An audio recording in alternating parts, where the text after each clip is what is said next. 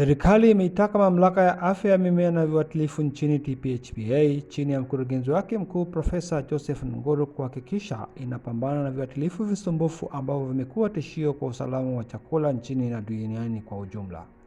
Wito huo umetolewa na Naibu Katibu Mkuu Wizara ya Kilimo Dr. Steven Nindi katika hotuba yake ya maadhimisho ya Siku ya Afya ya Mimea Duniani ambayo huadhimishwa Mei 12 kila mwaka.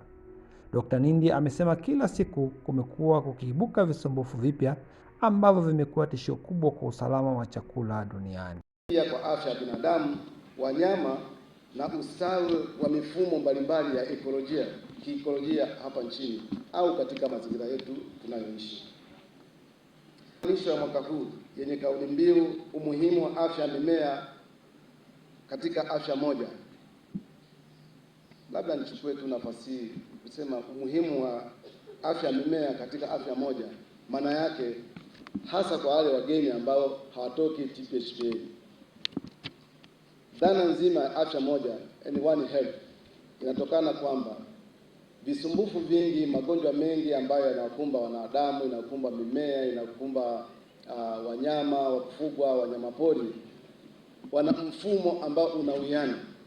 Sasa katika kuikabili changamoto ya afya kwa mimea, wanyama wa kufugwa, wanyama wa porini, basi tunaikabili katika mfumo ambao ni integrated.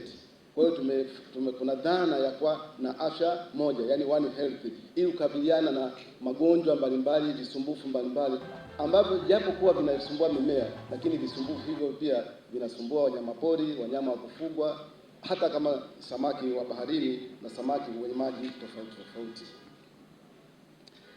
Kauli mbiu hii inalenga kutambua kwamba afya ya mimea ni sehemu inayokamilisha ustawi mzima wa maisha ya mwanadamu kupitia usalama wa chakula na ustawi wa mifugo na mazingira yetu tunayoishi kwa ujumla. Mimea ni msingi wa maisha duniani kwa kuwa chanzo cha chakula, madawa, malighafi za viwanda na huduma za mazingira kama vile hewa safi.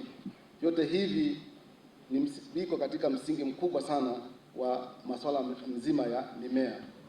Hata hivyo, shughuli mbalimbali za binadamu na za maendeleo zisizozingatia uwiano wa kimazingira kwa kiasi kubwa zimesababishwa afya ya mimea kukabiliwa na changamoto mbalimbali ikiwemo mabadiliko ya tabia nchi, jambo linalopelekea tishio la usalama wa chakula na upungufu wa malighafi za viwanda.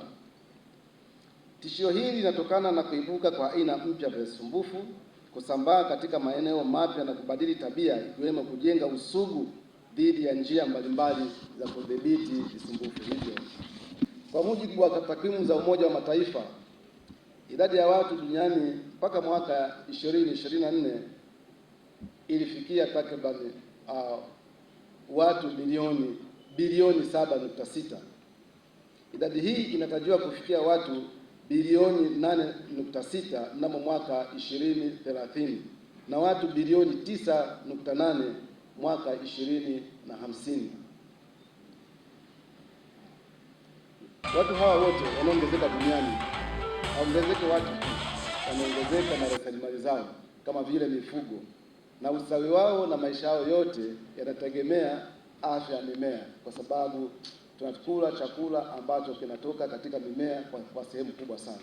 Kwa hiyo Profesa Ndunguru na timu yako TPHPA mna kazi kubwa sana, sio tu ya kuilisha Tanzania, sio tu kuilisha labda kanda ya Afrika Mashariki, kanda ya SADC na bara la Afrika, lakini pia mna kazi kubwa kuhakikisha kwamba wananchi hao wanaongezeka ambao watafikia takriban watu bilioni 9.8 mwaka 2050 wanakula chakula au wanakula vitu vinavyotoka kwenye mimea vikiwa safi na salama.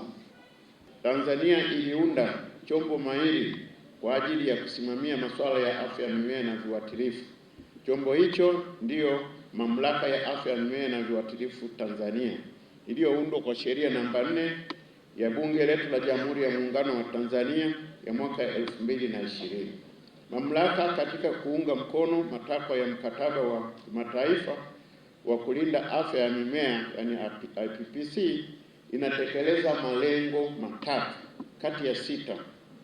Malengo hayo ni: moja, kuchangia usalama wa chakula wa dunia na kuongeza tija katika uzalishaji katika sekta ya kilimo. lakini pili ni kukinga mazingira dhidi ya athari za visumbufu vya mimea, na tatu ni kuwezesha biashara salama ya mazao sambamba na kuchochea maendeleo ya kiuchumi.